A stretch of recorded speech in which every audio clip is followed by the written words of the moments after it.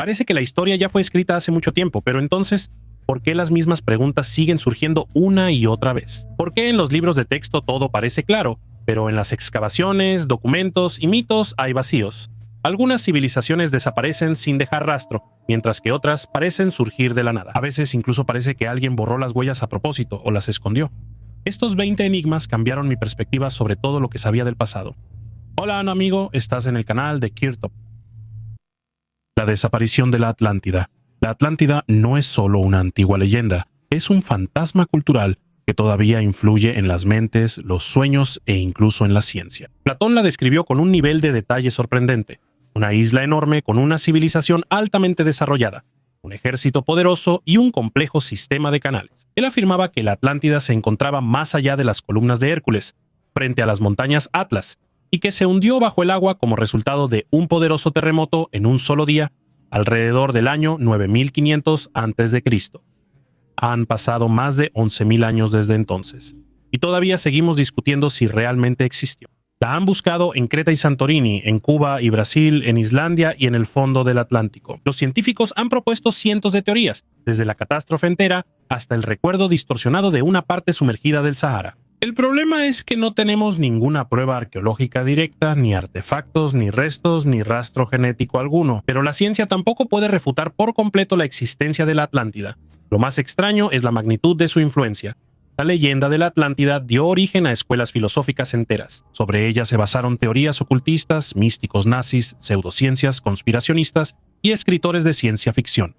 La Atlántida se convirtió en el símbolo de una edad de oro perdida. Nos atrae porque no es solo una tierra desaparecida. Es la idea de que alguna vez fuimos más de lo que somos ahora. A veces pienso que la Atlántida no es una isla hundida, sino el reflejo de nuestro sueño. Queremos creer que alguna vez las personas fueron más fuertes, más inteligentes, mejores. Y mientras no sepamos la verdad, esta historia seguirá saliendo a la luz una y otra vez. Una y otra vez. ¿El diluvio universal es un mito o una catástrofe? El relato del gran diluvio es uno de los más universales de la cultura humana. No solo se conoce por la Biblia, donde Noé construye el arca, sino también por la epopeya sumeria sobre Zeus-Sudra, la historia babilónica de Utnapishtim, el mito hindú de Manu, el relato griego de Deucalión, las crónicas chinas, las leyendas de los indígenas americanos e incluso los cuentos árticos. Es casi imposible considerar tal coincidencia como algo casual. Esto nos hace reflexionar.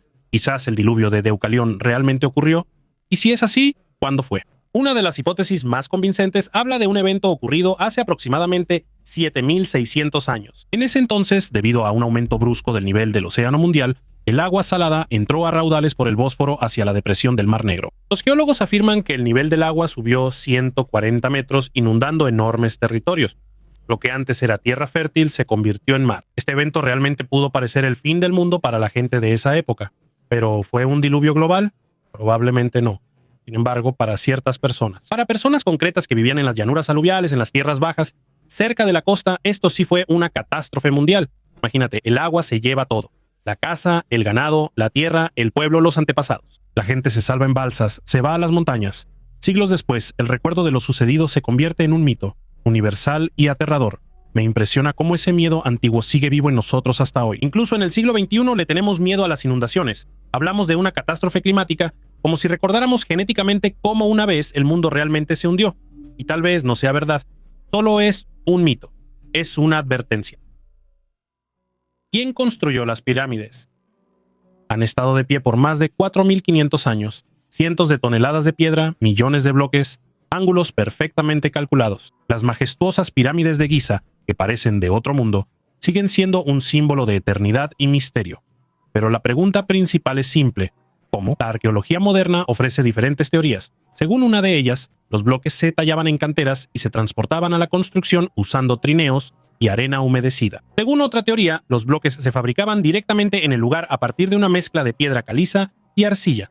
Básicamente era un tipo de concreto antiguo. El ingeniero francés Joseph Davidovets incluso presentó su propia fórmula de piedra geopolimérica. Y aún así, incluso considerando estas hipótesis, no tenemos una respuesta exacta. No se trata solo de la tecnología. El misterio está en la escala. Para construir la pirámide de Keops, se habrían necesitado alrededor de 2.3 millones de bloques. Incluso con una organización laboral perfecta, eso significaría décadas de trabajo y miles de obreros. Y recordemos, era el mundo antiguo, sin grúas con ruedas, sin pantallas, sin acero, sin electricidad. Y aún así los pasadizos internos están alineados con una precisión de centímetros, y la orientación de los lados de la pirámide casi coincide perfectamente con los 4 puntos cardinales. Además, hay otras preguntas. ¿Para qué se necesitaban tumbas tan grandes? ¿Por qué las 3 pirámides de Giza están alineadas con los mismos ángulos que las estrellas del cinturón de Orión? ¿Por qué en algunos bloques se encuentran rastros de procesamiento que se parecen más a derretimiento que a corte? Cuanto más leo sobre las pirámides, más lo siento. No es solo una construcción, es un mensaje. No las construyeron solo para los muertos. Las construyeron para el futuro, para nosotros. Y hasta que no entendamos exactamente cómo fueron construidas, no entenderemos el porqué. El misterio de Stonehenge. Stonehenge es como un rompecabezas de piedra. Ha estado en la llanura de Salisbury por más de 4.000 años. Las piedras gigantes están dispuestas en forma de círculo, con anillos internos y externos. Algunas de ellas pesan hasta 25 toneladas. Algunas fueron traídas desde cientos de kilómetros de distancia. ¿Cómo? ¿Para qué? ¿Quién lo hizo? Los científicos todavía discuten sobre esto. Algunos dicen que es simplemente un santuario de druidas. Otros creen que el complejo fue construido mucho antes de la llegada de los celtas, aproximadamente 1000 años antes. También existe la teoría de que era un antiguo observatorio. Después de todo, algunas piedras realmente están alineadas con la dirección de los solsticios. Pero incluso si es así, ¿para qué se necesitaba una escala tan grande? El problema es que casi no tenemos fuentes escritas de esa época. Solo podemos suponer. Pero hay algo que realmente impresiona: la precisión ingenieril. Las piedras estaban colocadas verticalmente, se remataban con bloques horizontales, creando portales. Esto requiere no solo fuerza, sino también conocimientos. Y no era una ciudad desarrollada, sino básicamente un campo. Sin metal, sin planos, sin tecnología. Lo que es aún más extraño, en el siglo XX se realizó una reconstrucción de Stonehenge. Algunas piedras fueron recolocadas usando grúas. Resulta que hasta ahora no estamos seguros de qué piedras estaban en su lugar original y cuáles ya habían sido movidas. Esto añade aún más confusión a una historia que ya de por sí es complicada. Gigantes, Isla de Pascua.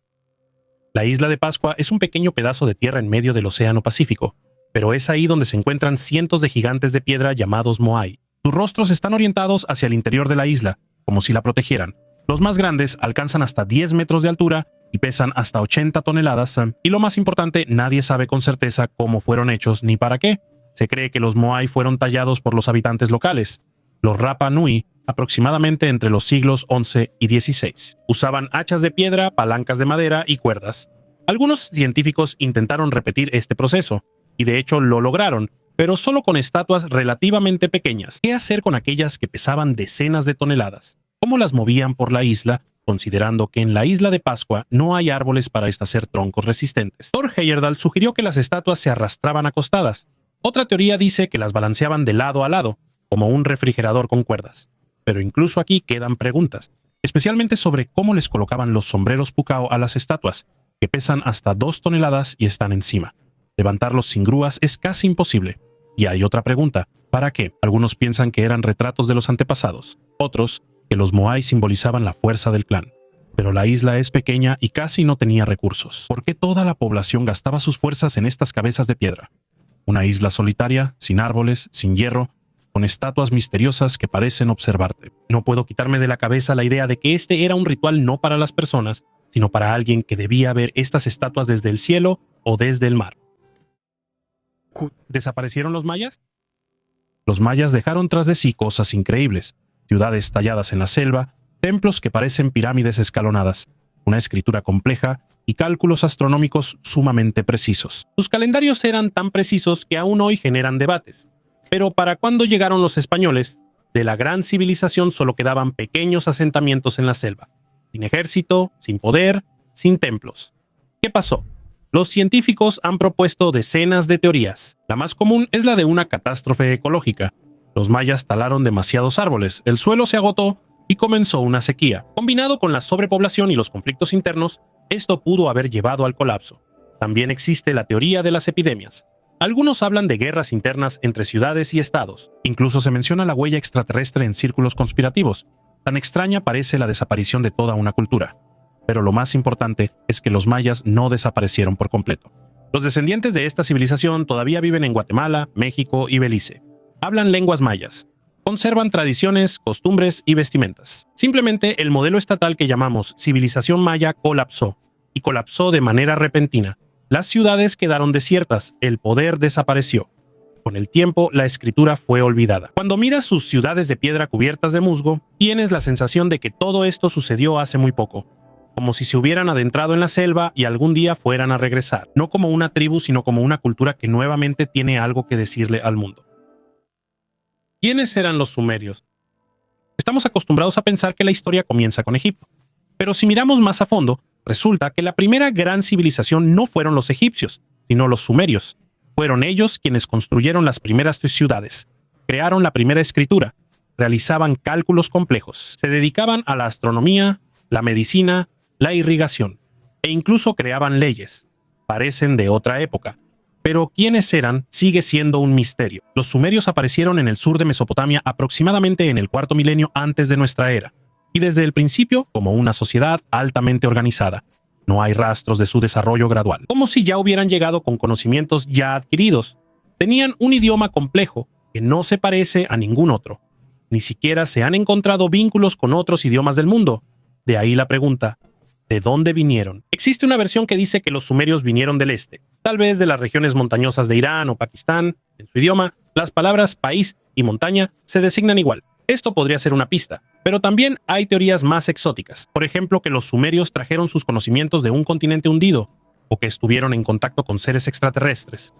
Por supuesto, no hay pruebas de estas rarezas. Lo que personalmente me sorprende es la cantidad de conocimientos que tenían. No solo construían casas, sabían cómo reforzar los cimientos. No solo escribían, llevaban contabilidad. No solo observaban las estrellas. Predecían eclipses lunares. Eran racionales, civilizados. Y aún así, desaparecieron. En algún momento, los sumerios se mezclaron con otros pueblos. Su idioma desapareció, y todo lo que quedó fueron tablillas cuneiformes y conjeturas dispersas. ¿A dónde fueron los neandertales? Vivieron en Europa y Asia mucho antes que nosotros. Eran fuertes, resistentes y bien adaptados al frío. Estamos acostumbrados a pensar que los neandertales eran algo así como cavernícolas tontos, pero eso no es cierto en absoluto. Tenían un volumen cerebral mayor que el nuestro. Fabricaban herramientas, usaban el fuego, enterraban a sus muertos y cuidaban de los heridos. Hay evidencia de que tocaban flautas primitivas y se adornaban con conchas. Los neandertales no eran bestias, eran una especie humana completa, casi como nosotros. Hace 40.000 años desaparecieron, y hasta ahora no está claro por qué. Hay 3 teorías principales. Asimilación. Se mezclaron con los cromañones y ahora parte de sus genes vive en nosotros. Genocidio. Nuestros antepasados los destruyeron en la lucha por los recursos. Y el clima. Comenzó un enfriamiento brusco con el que los neandertales no pudieron lidiar, porque no fabricaban ropa ni construían viviendas. Lo más probable es que haya sido todo al mismo tiempo. Una parte murió, otra desapareció en nosotros. Hasta ahora, en nuestro genoma hay del 1 al 4% de ADN neandertal, especialmente en europeos y asiáticos. ¿Pero qué significa eso? Memoria u olvido. Hay algo en esta historia que me afecta. Ellos eran casi como nosotros, pero algo les impidió sobrevivir. Los gobernantes olvidados de Egipto. La mayoría de nosotros considera a Egipto como una civilización eterna, fuerte, orgullosa, independiente. Pero hubo un momento en que fue gobernada por forasteros. Se les llamaba Hyksos. Esta palabra significa gobernantes de tierras extranjeras o reyes pastores. Quiénes eran en realidad sigue siendo motivo de debate. Los Hyksos invadieron Egipto aproximadamente en el siglo XVII a.C. y no solo destruyeron el país, lo sometieron. Fundaron una dinastía, gobernaron casi un siglo, introdujeron nuevas tecnologías. Se cree que fueron ellos quienes trajeron el carro de guerra a Egipto. Esto cambió toda la estrategia de la guerra en el Medio Oriente. También hay datos de que los Hyksos fueron los primeros en usar activamente el bronce y armas compuestas en territorio egipcio. ¿De dónde vinieron? Es un misterio. Algunos creen que vinieron de Canaán, lo que hoy es el Levante. Otros piensan que eran tribus nómadas de Asia. Algunos investigadores suponen que los Hyksos eran una mezcla de diferentes pueblos, comerciantes, guerreros, pastores que se unieron durante una ola de migraciones y guerras. Pero su cultura no se conservó en su forma original. Sabemos de ellos principalmente por fuentes egipcias. Eso significa que hay un fuerte matiz de enemistad. Después de la expulsión de los Hyksos, los egipcios comenzaron una nueva era, la 18ª dinastía, la misma a la que perteneció Tutankamón. Tal vez fue precisamente el odio. El odio hacia los opresores hizo que Egipto volviera a ser una gran potencia, pero al mismo tiempo parte de los logros de los Hyksos se conservaron y se convirtieron en parte de la tradición egipcia. Siempre me llaman la atención esos momentos, cuando los vencedores no solo olvidan a los vencidos, sino que también toman de ellos lo mejor. ¿A dónde desaparecieron los escitas?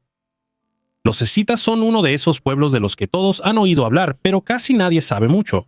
Los griegos los describían como jinetes salvajes del norte. Vivían sin ciudades, pero dominaban el arte de la guerra. El siglo XVIII les dedicó toda una parte de sus estudios. Y luego, silencio. En algún momento, los escitas simplemente desaparecen de la historia. En el apogeo de su poder, controlaban enormes territorios, desde el Danubio hasta el Altai. Comerciaban con los griegos, luchaban contra los persas y pelearon contra Alejandro Magno. Más tarde, también combatieron con los sármatas y los hunos. Su cultura era vibrante y única. Kurganes, joyas de oro, el estilo animal en el arte, una actitud especial hacia la muerte. Y de repente, un corte. No hay crónicas ni testimonios claros de lo que les sucedió. Los historiadores suponen que los escitas se mezclaron con otros pueblos.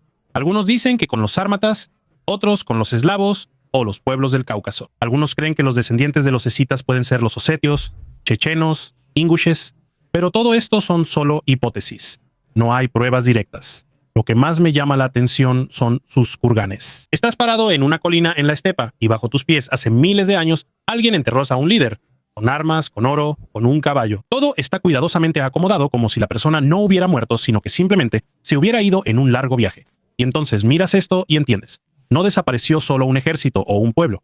Desapareció toda una forma de ver el mundo. Poderosa, veloz, nómada, con su propia lógica y su propia verdad. La desaparición de las 10 tribus de Israel es uno de los temas más enigmáticos y menos discutidos en la historia. A finales del siglo Opio, antes de nuestra era, casi todo el antiguo estado de Israel desapareció. Los asirios conquistaron el reino del norte, Israel, y junto con ellos desaparecieron 10 de las 12 tribus que formaban el pueblo. En esencia, 5/6 partes de la población. Las crónicas históricas informan. Después de la conquista, los asirios trasladaron por la fuerza a los israelitas a Mesopotamia, a las regiones de lo que hoy es Irán y Afganistán. Ahí se pierde su rastro. La gente desapareció del mapa histórico. Han pasado más de 2000 años, y durante ese tiempo se convirtieron en algo así como un mito. Los buscaron por todo el mundo, en la India, en Irak, en la región del Cáucaso. En Japón incluso existe un movimiento llamado Makuya, cuyos seguidores están convencidos de que la familia imperial japonesa tiene origen judío. La misma palabra Mikado, según ellos, proviene de Migadol, el Grande. Algunos ven en los pastunes afganos a los descendientes de los israelitas, otros en los indígenas de América del Norte, pero ninguna de estas versiones ha sido reconocida. No hay una conexión genética precisa, no hay confirmaciones escritas, no hay rastro arqueológico, solo existe la leyenda y el deseo de encontrar a aquellos que una vez se fueron y no regresaron. ¿Quién descubrió América antes de Colón? Cuando escuchamos sobre el descubrimiento de América, casi automáticamente recordamos el año 1492 y los barcos de Colón. Pero cada vez se escuchan más argumentos de que los europeos estuvieron en el Nuevo Mundo mucho antes que él, especialmente los vikingos. El protagonista principal de esta historia alternativa es Bjarni Herjolfsson, un comerciante escandinavo. A finales del siglo X se desvió de su rumbo debido a una tormenta, y según él, vio una tierra verde al oeste. No desembarcó, pero habló de ella. Unos años después, Leif Erikson, hijo de Erik el Rojo, fue en busca de esa tierra y encontró Vinland. Se cree que esto era parte de la costa de Canadá. En 1960, en Lance o Meadows, en Terranova, se encontraron restos de un asentamiento escandinavo. Casas, una herrería, clavos. Las pruebas son directas. Pero la historia oficial ignoró estos datos durante mucho tiempo. ¿Por qué? Quizá porque es más conveniente cuando un descubrimiento está relacionado con una sola fecha y un solo héroe, y no con el error de un marinero y una aldea abandonada. Pero los misterios no terminan ahí. Existe una teoría de que incluso antes de los vikingos, fenicios, vascos, celtas y chinos visitaron la costa americana. Sin embargo, las pruebas son sumamente controvertidas. Solo la historia con los vikingos se mantiene firme. Sin embargo, todavía se percibe como algo secundario, como diciendo, sí, estuvieron ahí, pero no sirvió de nada. ¿Dónde estuvo la cuna de los indoeuropeos? Hablamos lenguas indoeuropeas. La mayoría de los idiomas de Europa, Irán e India pertenecen a una sola gran familia. Tienen una raíz común. Pero, ¿de dónde vino esa raíz? ¿Dónde estaba ese punto de partida? La cuna de la que luego se dispersaron los antepasados de los eslavos, celtas, griegos, indios y germanos. Durante mucho tiempo se pensó que todo comenzó en la India, de ahí el propio término indoeuropeo. Pero más tarde los científicos se dieron cuenta de que en la India hay muy pocas ramas lingüísticas. Pero en las estepas de Europa del Este, por el contrario, había una gran diversidad lingüística. Esto se llama la ley del centro de dispersión. Cuanto más cerca de la fuente, más variantes hay. Hoy en día, una de las teorías más reconocidas es la hipótesis de las estepas. Según esta teoría, los indoeuropeos aparecieron hace unos 4.500 años en el sur de Rusia y Ucrania, en la región de la cultura Yamna. Sabían domesticar caballos, usaban carros y dominaban el metal. Se expandieron hacia el oeste a Europa y hacia el este a Asia, trayendo consigo no solo palabras, sino también cultura, tecnología y costumbres. Y aún así, a pesar de la arqueología, la lingüística y la genética, no tenemos una sola respuesta. Existe la hipótesis de Anatolia, que dice que la patria original estaba en Asia Menor. También está la teoría de Irán. Incluso hay una idea de que todo comenzó en los Balcanes. Lo que me impacta de este tema es con qué facilidad perdemos el hilo del origen. ¿De dónde vino la palabra madre?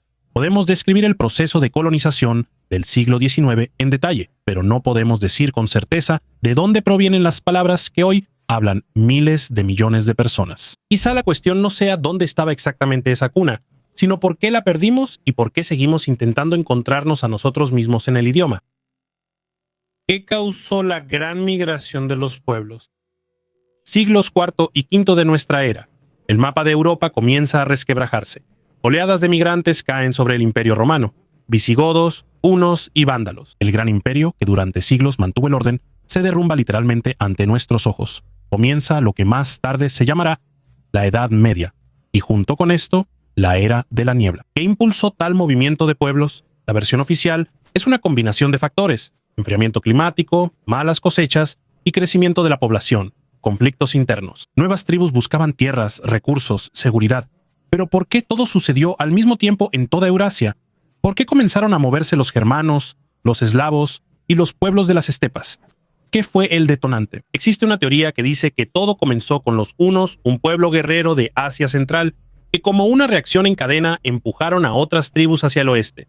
Otros investigadores creen que la causa es más profunda. Es posible que en Asia estuviera ocurriendo una catástrofe ecológica, por la cual culturas enteras se vieron obligadas a abandonar sus lugares de origen. Incluso hay una suposición de que los cambios en el campo magnético de la Tierra pudieron haber influido, y por eso la gente empezó a moverse. Los romanos no resistieron la presión. Sus caminos, murallas y legiones no pudieron detener a quienes venían no tanto a luchar, sino a sobrevivir. El imperio desapareció. En su lugar surgió otra Europa, feudal, religiosa, fragmentada. Pero sin esa migración no existirían Francia, Alemania ni Rusia. Literalmente vivimos sobre las ruinas de Roma y sobre los huesos de aquella antigua tormenta. Чума y ее маршрут. Siglo XIV. Europa queda paralizada por el horror.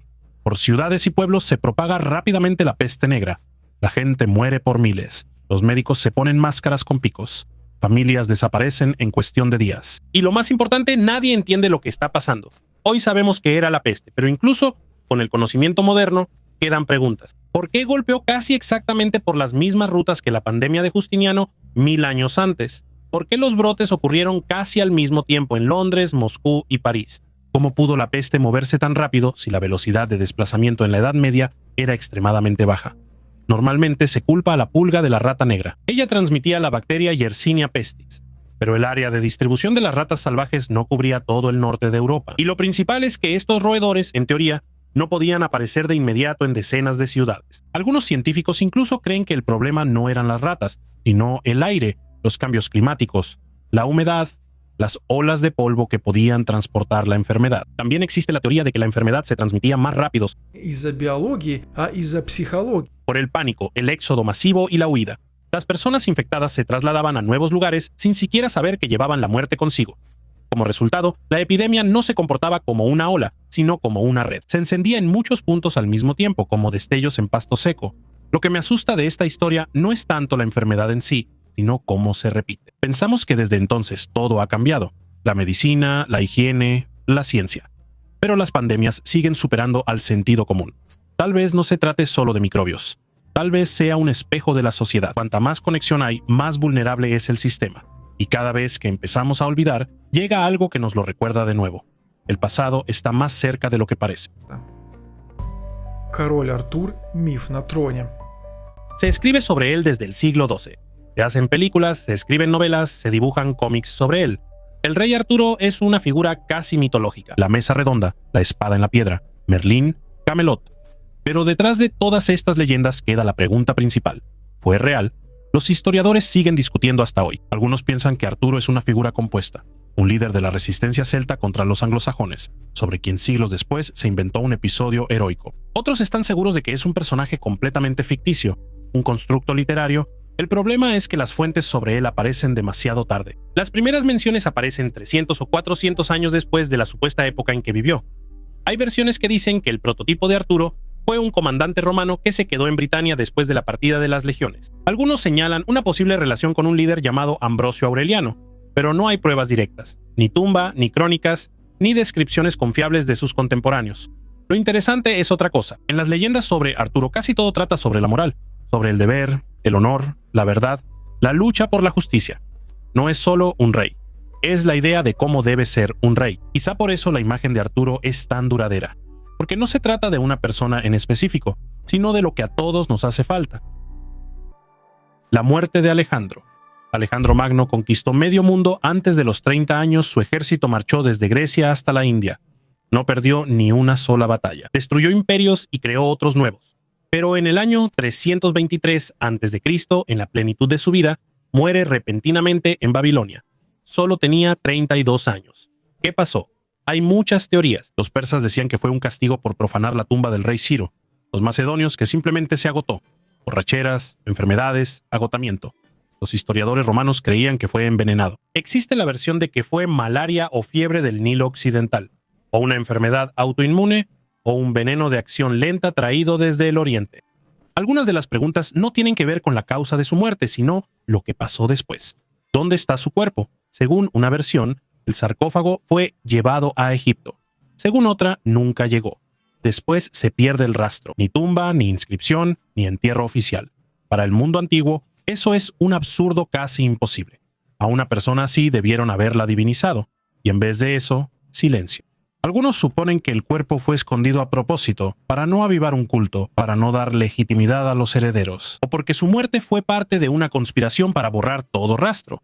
A veces, el secreto más aterrador no es cómo vivió una persona, sino cómo se fue. A Alejandro le quedó la fama, ciudades con su nombre y el mito. Pero no quedó un lugar, ni una cruz, ni un mausoleo, solo suposiciones.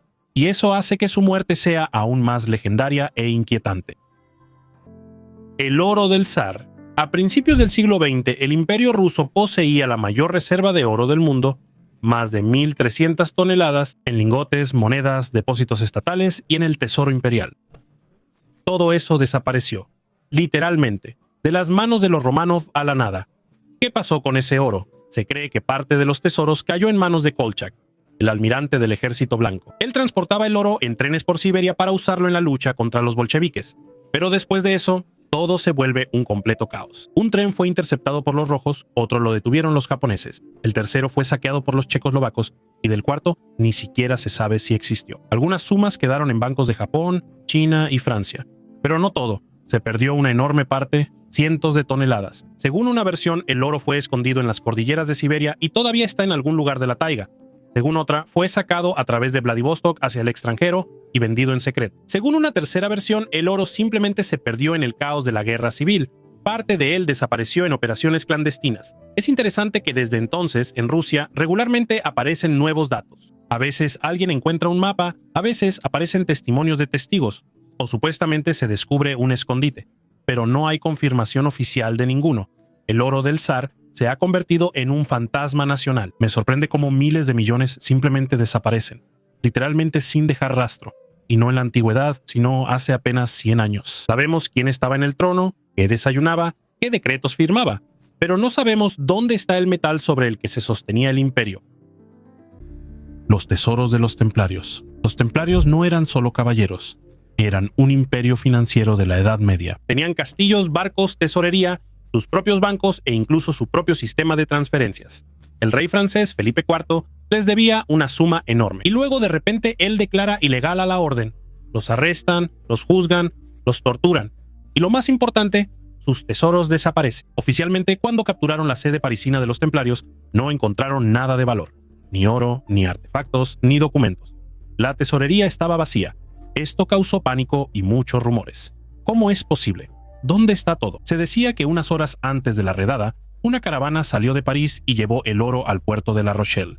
De ahí, en barcos, hacia un destino desconocido. Desde entonces comenzó una de las búsquedas históricas más persistentes para encontrar el oro de los templarios. Muchos creen que está en Escocia, otros en la isla de Oak en Canadá, donde supuestamente se construyó un escondite ingenioso con trampas. Algunos creen que los tesoros fueron trasladados a Suiza y se convirtieron en la base del futuro sistema bancario. Incluso hay una teoría de que el oro fue escondido en Jerusalén y todavía está protegido hasta hoy. El hecho es que ni siquiera sabemos la cantidad aproximada de lo que se perdió. Considerando la magnitud de la orden, podrían haber sido miles de kilogramos de oro, reliquias, documentos, secretos políticos. Todo eso desapareció en un instante. Esta es una historia sobre tesoros. Es una historia sobre un poder que se volvió demasiado independiente y fue destruido. Y el oro se fue junto con la influencia. Y tal vez todavía funciona, solo que en otras manos. ¿Quién pagó por la revolución? Año 1917. El imperio ruso se derrumba. El poder pasa a los bolcheviques. Lenin, Trotsky, nuevos lemas, nuevas reglas. Todo parece espontáneo. La voluntad del pueblo, el levantamiento de las masas. Pero una pregunta aún no tiene una respuesta clara. ¿Quién pagó por esto? Oficialmente se considera que los bolcheviques se financiaban a través de cuotas del partido, donaciones y la ayuda de simpatizantes. Pero eso no explica la magnitud.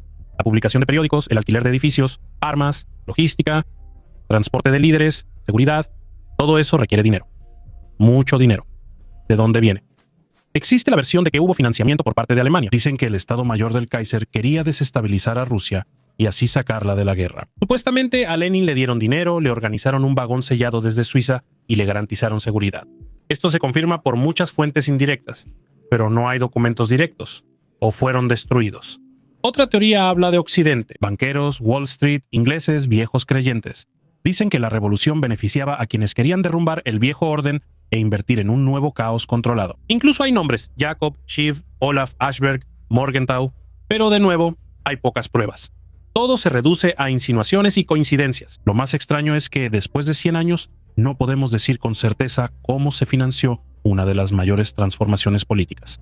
Sabemos quiénes marchaban por las calles, quiénes tomaban los palacios, pero no sabemos quién imprimía los folletos y pagaba los viajes en tren. Tal vez la revolución no sea solo una lucha de ideas, sino también dinero invisible, y aquellos que saben apostar al futuro. No sé cuál de estos misterios es el más importante, pero sé una cosa. La verdadera historia no es la que está en los libros de texto. Sale a la luz a partir de fragmentos, de hallazgos accidentales y coincidencias extrañas. Y tal vez no encontremos todas las respuestas. Pero si al menos empezamos a hacer las preguntas correctas, eso ya cambiará algo. Gracias por vernos. Hasta luego a todos.